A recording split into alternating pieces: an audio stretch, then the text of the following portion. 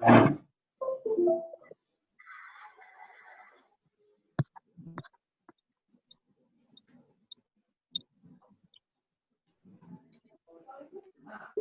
तो मुदालियर कमीशन, जिसको secondary education commission भी कहा जाता है, इसका गठन 1952 में हुआ।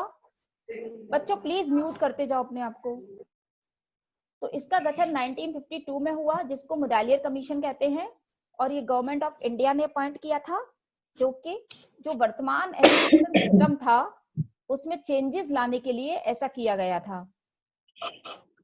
तो मुदालियर कमीशन और सेकेंडरी एजुकेशन कमीशन, इसमें 9 मेंबर थे उस समय, जो कि डॉक्टर ए लक्ष्मण स्वामी मुदालियर के चेयरमैन, इस कमीशन के चेयरमैन थे।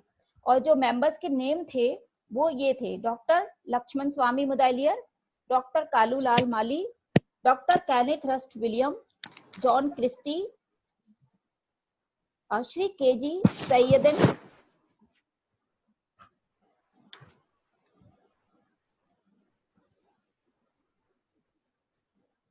Shri J A Tarapurwa, Shri M Vyas, Shri doctor A N Basu.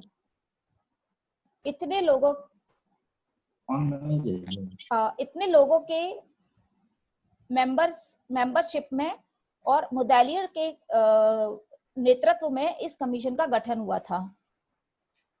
तो ये कमीशन जो गठित हुआ, इसकी जो वर्किंग थी वो इस सिस्टम पे थी कि commission prepared a questionnaire and sent to it various educational experts and teachers of India. यह जानने के लिए कि उस समय क्या परेशानियां हैं, क्या दिक्कतें हैं, उनको एक क्वेश्चनर, जो भी उस समय के एजुकेशनल एक्सपर्ट थे और टीचर्स थे, उनको भेजा गया। और कमीशन ने वेरियस पार्ट्स में टूर किया और अपनी रिपोर्ट 29 अगस्त 1953 को पार्लियामेंट में प्रस्तुत कर दी, जो कि रिपोर्ट 311 पेजेस की थी। अब उनकी मेन रिकमेंडेशंस क्या थी, क्योंकि कोई भी जो भी कमीशन या पॉलिसी होती है उसकी रिकमेंडेशन बहुत इंपॉर्टेंट होती है, उसी का वही बताती है कि कमीशन का जो भी उद्देश्य था वो पूरा हुआ या नहीं हुआ। तो उन्होंने जो सबसे ज्यादा बताया वो ये बताया कि कमीशन ने सेकेंडरी एजुकेशन को जो चिल्ड्रन थे उनके लिए बताया, जो 11 to 17 ईयर्स ऑफ एज के थे। 11 to 17 ईयर्स ऑफ एज के लिए ये कमीशन आया, जिसमें उन्होंने 7 ईयर एजुकेशन को 2 पार्ट में डिवाइड किया। तो उन्होंने 2 पार्ट में सेकेंडरी एजुकेशन को जब डिवाइड किया, तो उसमें नंबर 1 था जूनियर हाई स्कूल स्टेज और नंबर 2 था हाई स्कूल फॉर 4 ईयर्स। तो उन्होंने इसके बारे में ये बताया कि क्या हुआ,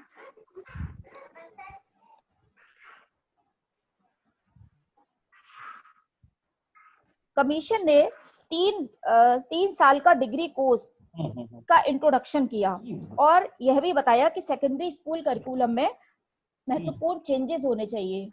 ये वाली स्लाइड में हाँ, उन्होंने जो करिकुलम बताया, उन्होंने फ्लेक्सिबल करिकुलम बताया और जूनियर हाई स्कूल वाले बच्चों के लिए बताया कि मल्टीपर्पज स्कूल होने चाहिए, जिसमें उन्होंने 2 तरह का करिकुलम बताया। तो पहले उन्होंने जूनियर हाई स्कूल को करिकुलम बताया कि language, social studies, mathematics, general science, music, physical education, ये इनको बढ़ाया जाना चाहिए। और हायर सेकेंडरी स्कूल के लिए कमीशन को 2 डिवाइड में पार्ट कर दिया, तो सॉरी 2 पार्ट में डिवाइड कर दिया, कोर सब्जेक्ट्स और ऑप्शनल सब्जेक्ट्स। तो उन्होंने बताया, इसमें हम आपको ये समझाना चाहेंगे कि उन्होंने जो जो रिकमेंडेशन दी वो ये दी थी कि स्टूडेंट के इंटरेस्ट के हिसाब से मल्टीपर्पज स्कूल्स होने चाहिए। आवाज आ रही है।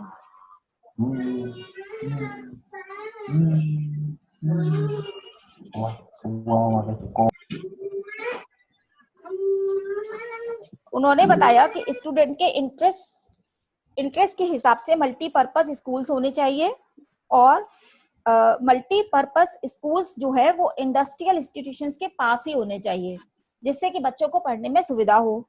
और agriculture should be made a compulsory subjects for schools in villages. जो विलेजेस हैं उनमें एग्रीकल्चर को एक कंपलसरी सब्जेक्ट की तरह इंट्रोड्यूस करना चाहिए। उन्होंने जो जो रिकमेंडेशन बताए थे वो मेनली यही थे कि बिग सिटीज में टेक्निकल एरिया होना चाहिए और होम साइंस जो है वो गर्ल्स के लिए और गर्ल्स के लिए कंपलसरी होनी चाहिए और अदर सब्जेक्ट्स बॉयज गर्ल्स दोनों के लिए कॉमन होने चाहिए। मतलब उनकी एक मेन रिकमेंडेशन ये भी थी कि होम साइंस गर्ल्स के लिए होनी चाहिए सेकेंडरी लेवल पर, और बाकी के जो सब्जेक्ट्स है वो दोनों के लिए कॉमन होने चाहिए। मदर टंग पे उन्होंने जोर दिया कि मदर टंग को मीडियम ऑफ इंस्ट्रक्शन बनाना चाहिए, मदर टंग को मीडियम ऑफ इंस्ट्रक्शन बनाना चाहिए।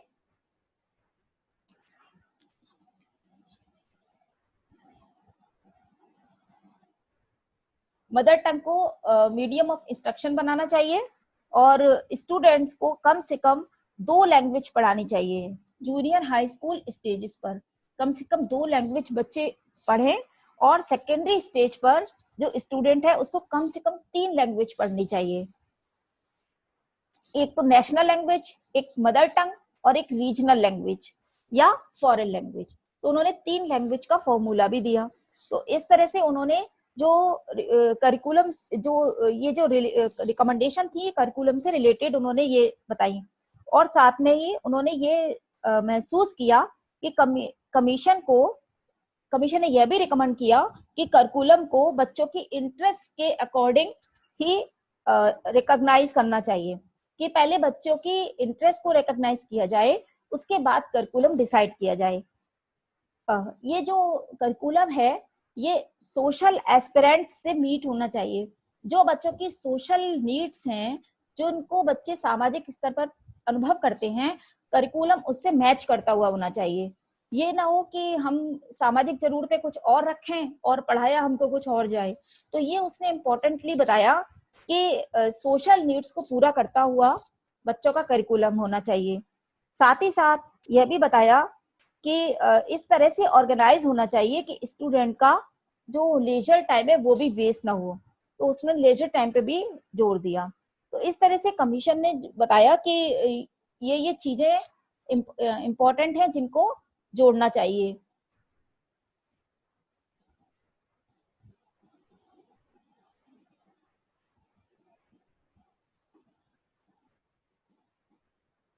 उसने मोरल एंड रिलीजियस एजुकेशन पे भी बल दिया। Commission realise that the religious and moral education is very necessary in promotion of character, so it should be given after regular school hours. Moral education को भी उसने important बताया। Commission ने बताया कि text books should be selected on the basis of their merits and utility. जो text books हैं उनका जो भी सिलेक्शन है वो उनके यूटिलिटी और मेरिट्स के आधार पे होना चाहिए। इसके लिए कमीशन ने कहा कि commission has recommended that appointment of a high power committee. उसने ये कमेटी अपॉइंट करने के लिए रिकमेंड किया which will select books for all the classes. तो एक कमेटी उसने रिकमेंड की, हाई पावर कमेटी, जो कि सभी क्लासेस के लिए बुक्स को सेलेक्ट करेगी। तो कमीशन ने आगे कहा कि टेक्स्ट बुक्स एक बार अगर चूज हो जाए तो उनको जल्दी चेंज भी नहीं करना है, ये भी उसने बताया। ये भी उसने रिकमेंड किया कमीशन ने कि अगर एक बार बुक आप चूज कर ले तो उनको जल्दी जल्दी चेंज नहीं करना है। इन बुक्स के साथ साथ जनरल नॉलेज भी बच्चों को देनी होगी, कि जनरल नॉलेज से रिलेटेड भी मैटर बच्चों को देना होगा जिससे बच्चों की जनरल नॉलेज बढ़े। और साथ ही उसने ये भी बताया कि करंट लिटरेचर बुक्स भी बच्चों के पास होनी चाहिए जिससे कि उनका इंटरेस्ट भी बना रहे।